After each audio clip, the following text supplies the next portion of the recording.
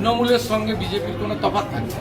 আর আমি বরাবর জনগণের সঙ্গে থাকি বলে জনগণ আমাকে যে কোনো পরিস্থিতিতে তারা টিকিয়ে রেখে। সংগ্রামী বিপিন অধিকারী স্ট্যাচু কি হবে অনেকে দাবি না করছে। কেন আমি করতে আমাদের সংকল্পপত্রে যা বলেছে আমি তাই করি।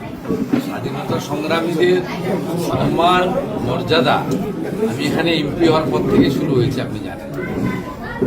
নিজের কথা বলবো কেন? যতগুলো সুশীলবাবু সতীশবাবু অজয়বাবুদের মূর্তি, মাতঙ্গিনী হাজরার মূর্তি, ক্ষুদিরাম বসুর মূর্তি সবটা আমি করেছি বলবো না, অনেকগুলোই হয়েছে।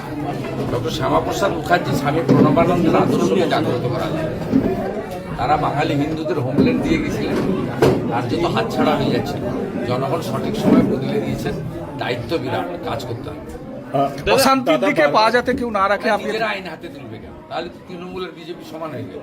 দাদা জনগণের আমাদের তো বিএনএস আছে, ভারতীয় ন্যায় সংহিতা, এবং সংকল্পপত্র ঘোষণার দিন আমাদের নেতা অমিত শাহজি বলেছেন যত অত্যাচার হয়েছে কমিশন বসবে, সব কেস রিওপেন হবে।